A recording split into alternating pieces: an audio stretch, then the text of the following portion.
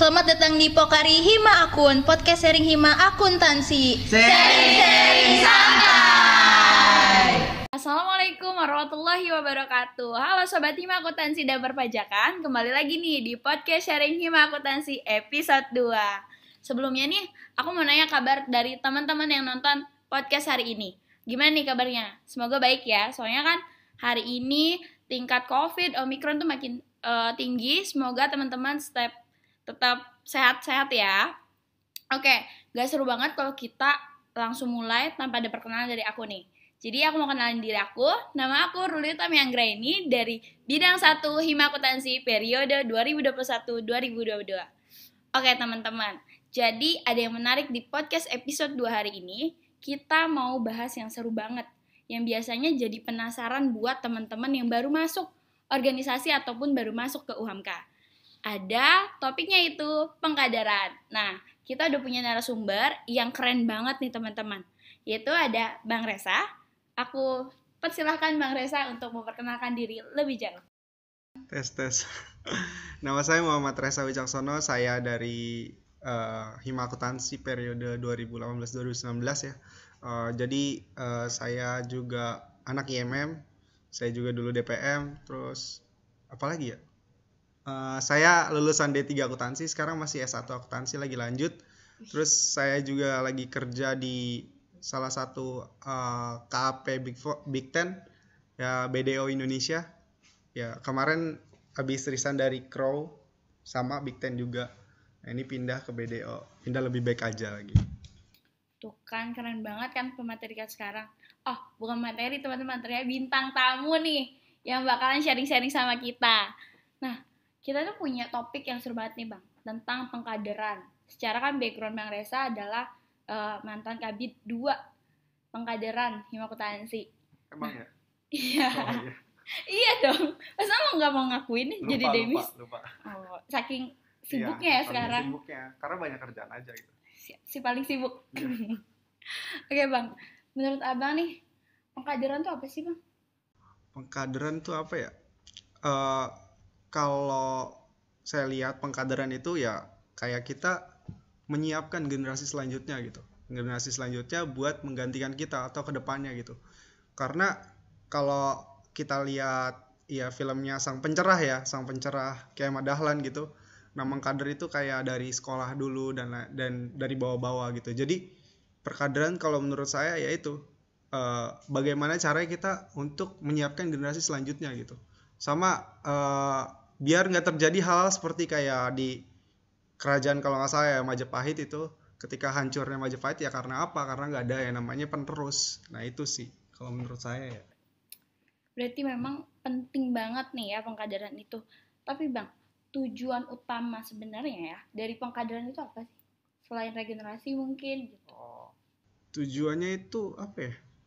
Lebih kayak kita mengenalkan sih, lebih mengenalkan apa itu organisasi, terus juga ngasih tahu informasi bahwasannya ada loh di kampus ini ada banyak organisasi, ada hal-hal yang menarik yang belum pernah kita belum pernah kita coba gitu waktu di SMA gitu. Makanya di sini kan sebenarnya tujuannya ya, kalau tujuan paling pentingnya sih itu gimana cara menyiapkan selanjutnya generasi gitu. Tapi kalau tujuan-tujuan lain ya kayak bagaimana caranya biar mahasiswa ini tergerak pikirannya, tergerak manfaatnya hidupnya. Jadi kalau kita lihat gitu, kalau makan sekedar makan ya kan monyet juga bisa makan. Tapi kalau kita berpikir ke depan ya bagaimana caranya kita membuat orang tuh bermanfaat buat orang lain sih, kalau saya kayak gitu. Tuh teman-teman, jadi kalau makan cuma sekedar makan, monyet juga bisa makan. Jadi jadilah orang yang bisa memanfaatkan waktu untuk kegiatan-kegiatan positif. Nah, oke Bang, tapi kan teman-teman nih mungkin belum tahu pengkaderan tuh sebenarnya tahapannya apa aja. Bisa dijelasin nggak tuh Bang? Kalau perkaderan kan kalau saya lihat ada tiga tahapan. Pertama jadi cakader, terus jadi kader, terus jadi pengurus gitu. Kalau menurut saya tahapan-tahapannya kayak gitu. Jadi ketika jadi cakader berarti kan dia belum mengikuti yang namanya, misalnya kalau di HIMA itu LKTD, kalau di IMM itu ada DAD gitu. Jadi pengenalan dasar gitu, pengenalan dasar suatu organisasi sih. Nah, habis itu kalau udah mengikuti itu baru teman-teman bisa yang dinamain kader gitu. Karena kita udah ngasih tahu gitu, kita udah ngenalin dan teman-teman udah komitmen di situ gitu. Nanti setelah jadi kader, teman-teman juga bisa jadi pengurus gitu. Nah, pengurus ini teman-teman tetap jadi kader juga. Kenapa jadi kader? Karena teman-teman di situ belajar, ya kan?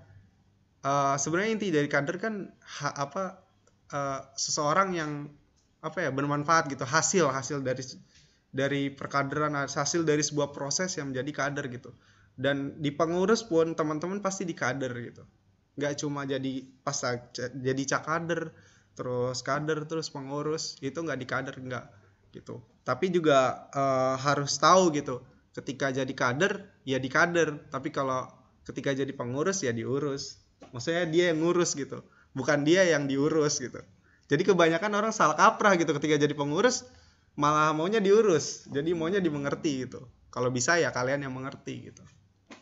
Jadi sebenarnya teman-teman, pengkaderan itu prosesnya panjang dan tidak serta-merta pada kegiatan-kegiatan tertentu gitu. Walaupun udah jadi pengurus, karena intinya pengkaderan itu belajar, kita pun tetap jadi kader dalam tanda kutip ya. Nah, Bang, kalau misalkan nih cara efektif membentuk kader itu, karena kan setiap pengkaderan, entah itu pra, pasca, atau pengkaderan utama, punya tujuannya tersendiri. Nah, cara efektif menurut Abang tuh membentuk kader tuh seperti apa sih, Bang? Sebenarnya kan bisa lewat pendekatan gitu. Ya pendekatan yang bisa bisa ngebantu teman-teman kader itu bagaimana caranya kita memahami gitu. Memberikan kalau misal di manajemen tuh ada aktualisasi diri gitu.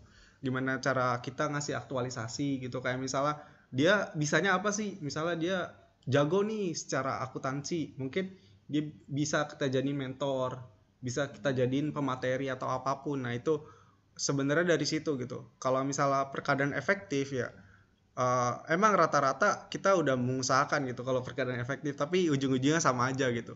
Tapi kan di sini kita namanya berusaha ya, kayak contohnya ya itu tadi aktualisasi diri, gimana mereka dapat pemenuhan. Jadi dari kader itu ya dijaga terus sih, diketatin terus, jangan sampai kadernya keder gitu.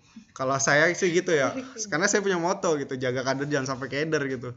Jadi kalau kita jagain kader, maksudnya kita kasih treatment yang baik gitu buat dia gitu, kayak kita ngebuka mindset gitu. Kalau lu kayak gini, lu pasti bakal kayak gini. Kalau lu kayak gitu, lu pasti bakal kayak gitu. Jadi kita kasih arah ya, banyak arah gitu. Jadi biar mereka yang nentuin arahnya kemana gitu. Tapi tetap nanti kita ngarahin juga kalau mereka ke jalur yang salah. Kalau menurut saya gitu sih. Jadi kalau bisa ya treatmentnya sih, lebih ke treatment. Kalau mau buat kader efektif ya treatmentnya teman-teman gimana gitu. Karena sejauh yang saya belajar gitu, karena saya juga pernah jadi kabid kader, saya pun sekarang masih menjabat jadi sekbider cabang IM Jakarta Timur, jadi saya juga belajar gitu. Dari dulu saya belajar ya treatmentnya gimana nih. Ini ada orang kayak gini nih, orangnya jenisnya kayak gini, orangnya sering banyak ngomong, ya udah berarti kita harus treatmentnya kayak gimana gitu. Kalau orangnya sering mental illness, tiba-tiba down gitu. Nah itu gimana cara ngadepinnya ya, kita harus tahu gitu. Karena biar gimana pun ya kita kan tujuannya mengkader, kita harus ngerubah orang. Gimana cara ngerubah orang itu ya kayak gitu, kita harus punya treatment yang baik. Dan beda ya, kader ini sama kader itu beda, kita nggak bisa nyamain kayak misalnya Ruli atau siapa gitu. Nah itu beda-beda. Kalau ke Ruli tuh ngomongnya kayak gini, nggak bisa kayak gitu. Tapi kalau ke sini nggak bisa samain kayak Ruli. Nah itu sih menurut saya ya. Menarik banget nih. Jadi sebenarnya mengkader itu bukan cuma sesuatu yang formal berdasarkan suatu aturan atau kegiatan, tapi gimana caranya kita menyesuaikan orang-orang yang punya karakter beda, tetap kita arahkan untuk belajar gitu. Menarik banget sih, Bang. Sangat menarik, Pak. Tapi Bang, menurut Abang tuh karakter paling unik dari kader tuh yang biasanya jarang ditemuin tuh yang kayak gimana sih? Yang nge-treatnya susah nih gitu. Orang yang ini sih mental illness sih, kayak biasanya tiba-tiba bete, tiba-tiba bad mood. Nah itu agak susah gitu, agak susah. Tapi itu tantangan dan keseruan sih menurut saya. Jadi gimana caranya kita belajar sabar, gimana caranya kita belajar oh iya kalau dia mau kayak gini harusnya kayak gini gitu. Jadi nanti suatu saat itu ke bawah sih kalau saya pribadi ya, ketika saya belajar di bidang kadar itu ke bawah saat kerja gitu. Karena ada beberapa orang yang ya tiba-tiba bete lah, bad mood dan lain-lain. Nah itu gimana caranya kita treatment dia biar nggak bad mood lagi, nggak capek lagi, nggak bete lagi, itu sih. Tapi rata-rata ya yang kayak gitu sih cewek ya. Jadi Kalau generasi iya. gender Enggak. Tapi emang kayak gitu. Tapi kalau cowok kan ya paling kalau cowok ya rata-rata mungkin yang spesial itu kayak dia tuh orangnya pendiam. Ya. Itu ada banyak banget introvert gitu. Tapi kalau dia sekali ngomong, itu omongannya tuh bagus. Nah, itu sering banget saya ketemu. Jadi itu termasuk spesial kalau di sisi cowok ya. Kalau di sisi cewek mungkin itu mental illness. Tapi kalau cowok yang mental illness juga ada beberapa dan itu juga ya agak riskan sih, tapi menurut saya itu adalah dinamika organisasi gitu. Ketika ada yang kader kayak gitu, kayak gini ya seru aja gitu kita belajar gitu dari mereka. Oh gimana caranya kita treatment mereka gitu. Berarti bukan cuma kita yang mengajarkan mereka terkait materi atau pengkaderan, mereka bisa ngajarin kita tentang hal-hal di luar dari pengkaderan, kayak tadi kesabaran atau mungkin controlling emosional dari kitanya sendiri gitu. Nah, kalau misalkan kita nih hima akuntansi kan Bang, dekat-dekat ini mau ngadain pengkaderan juga, pengkaderan utamanya nih.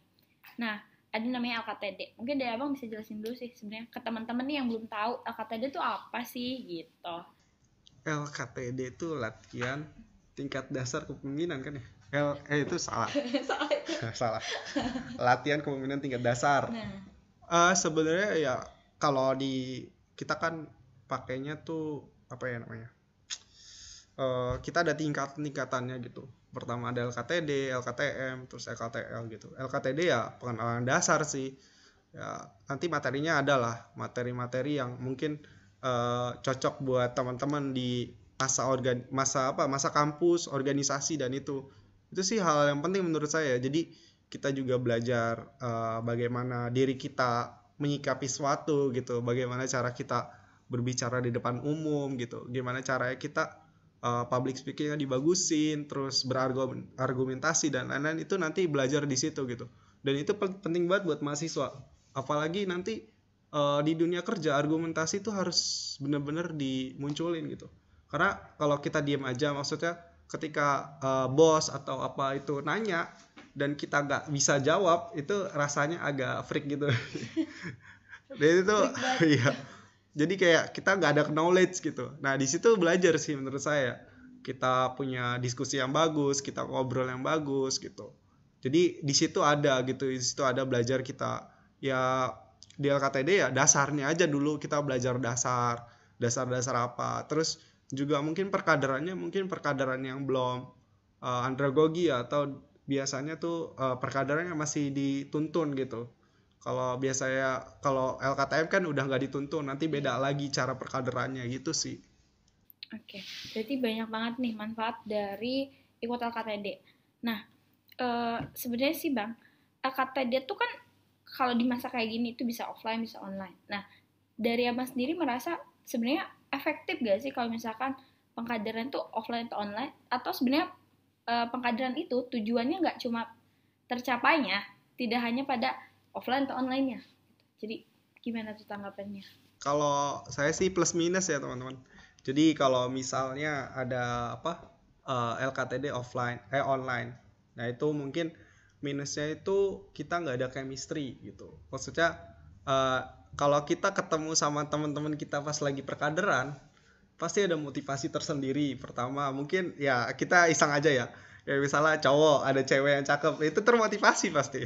Motivasinya bagus banget ya, kayak gitu ya. Sama sebaliknya, cewek kalau ada cewek yang cakep itu ada termotivasi gitu. Oh, gue harus lebih keren lagi nih depan dia gitu. Kan pasti ada motivasi tersendiri gitu. Itu motivasi lucunya aja ya. Tapi kalau motivasi seriusnya, karena mungkin perkaderannya offline, jadi kayak wah, gue menggebu-gebu nih, semangat lagi, lebih serius lagi terkait gue pengen jadi ketua nih. Nah itu giroh ketuanya bakal muncul di situ. Terus juga kebersamaannya ada gitu, karena saya dulu pernah DAD gitu kan, bawa sarung satu yang pakai 10 orang gitu, tiba-tiba pas pulang bawa banget. Itu bener-bener harus diituin gitu. Jadi kayak chemistry-nya bakal kerasa kalau offline ya. Tapi ya kalau offline kan ada minusnya gitu. Minusnya ya kayak contohnya mungkin dari kesiapan peserta, kesiapan panitia itu minus-minusnya aja sih. Kayaknya sih harusnya bisa dilaluin gitu. Terus kalau online itu sebenarnya ada plusnya gitu. Karena kita generasi milenial ya, generasi apa ya dibilang pokoknya di atasnya milenial kan teman-teman ini yang di tahun 2000 2001 iya Gen Z. Nah itu maksudnya, nah itu kan pasti otomatis ya secara teman-teman lebih suka teknologi kan, teknologi dan belajar ini buka Zoom dan lain-lain itu. Tapi kan ya nggak efektif sih kalau menurut saya, karena ya pasti ada lah yang ikut LKTD itu secara online terus tidur atau gimana gitu. Bahkan kuliah aja pasti dengerin setengah jam tuh sisanya tidur kan. Iya. Kamera tiba-tiba dimatiin. Jaringannya Iya, bilangnya ke toilet tapi sejam toilet. Pas di absen baru muncul. Emang tantangan online tuh kayak gitu ya. Banyak banget yang tipu-tipu daya gitu. Tapi Kak, keseruan LKTD offline tuh gimana sih? Selain tadi kan bisa ketemu cowok-cewek yang kayaknya kesannya menarik gitu. Lebih ini sih kayak kalian itu punya knowledge lebih dan kayak namanya tantangannya beda gitu. Tantangannya beda ketika kalian harus jawab secara online sama offline gitu. Kalau secara offline nunjuk aja pasti ada rasa agak berani gitu. Beberapa mungkin ya ada rasa nggak berani karena mikirnya, aduh gue offline lagi nih, aduh gue agak enak nih kalau nunjuk duluan gitu, jawaban gue salah atau bener ya. Tapi kalau online kan asal jawab juga nggak masalah karena nggak kelihatan muka juga sedikit gitu, habis itu pasti lupa orang. Tapi kalau offline enggak gitu. Terus pasti ada hal-hal berkesan lainnya gitu, kayak misalnya di jalan atau di sampai di sana gitu, terus bisa ketemu kakak-kakak atau senior yang lebih banyak gitu, lebih ke situ sih. Jadi sebenarnya relasi itu ya muncul dari situ sih, dari kenalan ini itu. Nah itu muncul tuh relasi-relasi baru sih kalau menurut saya gitu. Jadi emang kayak kalau misalkan pengkaderannya offline, vibes-nya tuh keseruannya lebih dapet gitu. Ketemu relasinya lebih dapet, chemistry-nya, terus juga mungkin materinya tadi lebih nyampe juga. Soalnya kalau offline tuh kayak gimana gitu, kalau kalian ketika offline ya ngerasain banget deh, ngerasain getaran kayak kalian emosional pengen jawab, terus kalian lihat teman-teman kalian yang mungkin bete dan lain-lain gitu. Tapi kalau saya nikmatilah hari ini gitu, sebelum nanti hari ini ya adalah hari yang kalian rindukan gitu. Karena ketika perkaderan kita kayak bete, mungkin ada yang bete dan malas dan lain-lain gitu. Tapi pas abis perkaderan itu bakal dikangenin, oh iya berkesan banget ya, dulu lu kayak gini ya pas lagi LKTD, dulu lu kayak gini ya gitu.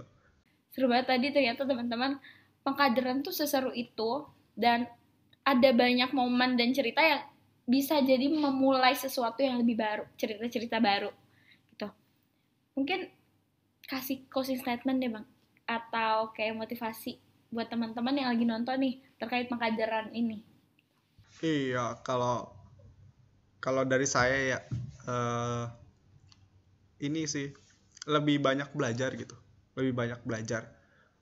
Jadilah gelas kosong gitu, jangan jadi gelas yang terisi gitu. Kalau kita lagi mengkader atau jadi perkaderan gitu, karena mengkader juga sama, jadi pengurus atau panitia nanti jadi gelas kosong gitu. Maksudnya gelas kosong ini bukan nggak ada pikiran, nggak ada otak ya teman-teman. Serbat ya. Iya, tapi ketika ada yang ngasih tahu gitu, ya dengerin dulu gitu, baru nanti kalau misalnya teman-teman ada argumen baru bisa disampaikan gitu. Kalau nggak ada ya jangan dibantah gitu, karena banyak solusi-solusi yang baik ya.